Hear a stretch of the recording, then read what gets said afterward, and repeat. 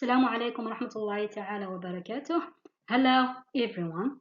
I'm Dr. Mansour Afaf, working as an assistant professor of English at the University of Muhammad Sadiq bin Yahya Dijab. Through this presentation, I will introduce the content of a chapter or a lesson related to the course entitled Communication Sciences as designed for third year students of English.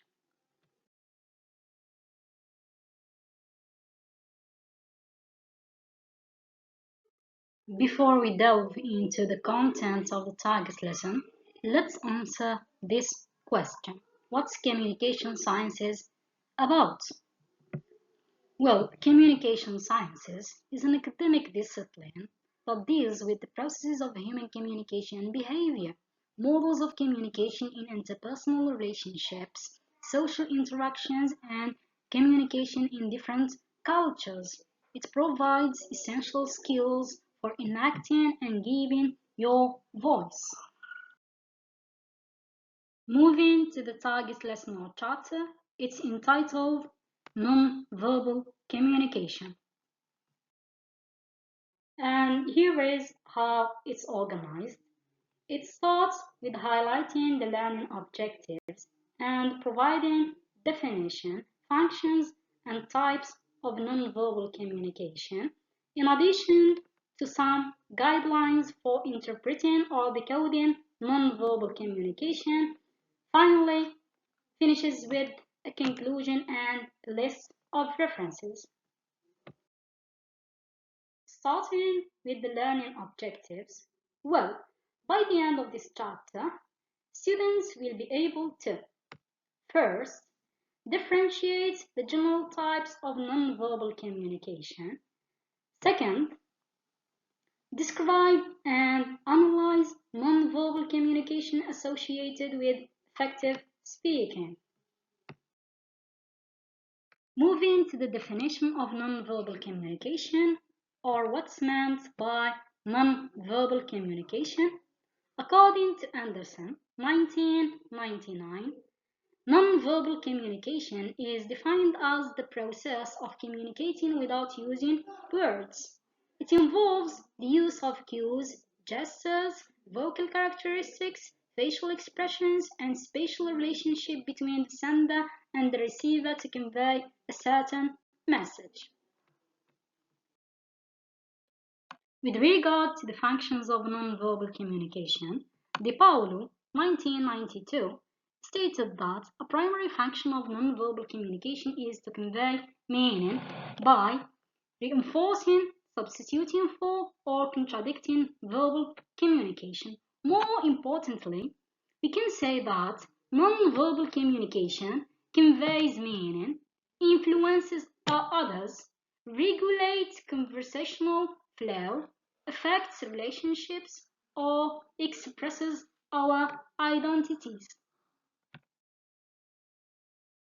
Moving to the types of nonverbal communication, Anderson 1999 identified five main types of nonverbal communication, which are kinesics, proxemics, paralanguage, chronomics, and haptics.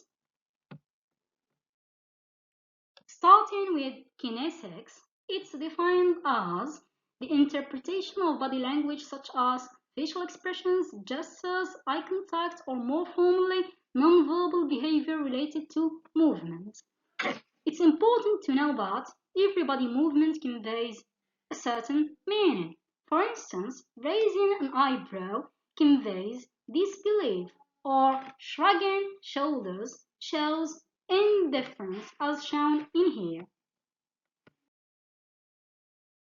Moving to the second type of nonverbal communication, it's referred to as proxemics. According to Edward Hall, 1966, proxemics means the study of our conceptualization and use of space. In other words, proxemics is the study of measurable distance between people as they interact. This means that space can be categorized into intimate, personal, social, and public. As for the third type of nonverbal communication, it's known as paralanguage. Paralanguage includes the non-language elements of speech such as your talking speed, pitch, intonation, volume, and more. So, becoming an effective speaker involves understanding how to maximize and manage the specific qualities of your voice to clearly articulate your words and ideas. In addition to paralanguage, another type is known as chronomics. Chronomics is the study of the use of time in nonverbal communication. That is to say, the way we perceive time, structure our time, and react to time is a powerful communication tool. So, time perceptions include punctuality, willingness to wait, and interactions. Last type of nonverbal communication is referred to as haptics. Haptics is defined as the study of touching.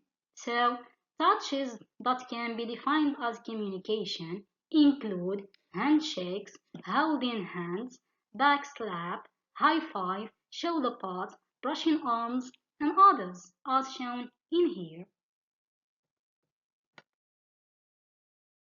After discussing the different types of nonverbal communication, let's now introduce some of the necessary guidelines for interpreting or decoding nonverbal communication.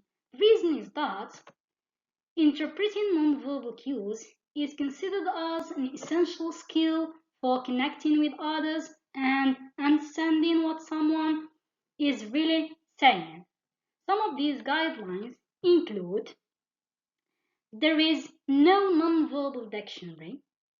Recognize that certain nonverbal signals are related. Look for subtleties in nonverbal behavior. And finally, read nonverbal cues in context.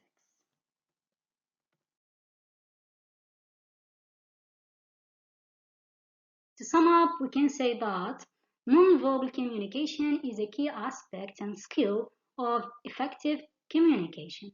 So, interpreting nonverbal cues like body language, space, haptic cues, and so on is essential for connecting with others and understanding what someone is really encoding. And here is a list of references that you may consult. That's all for this presentation. If you need any further details, please do not hesitate to contact me via both my emails as shown in here, and thank you for your attention.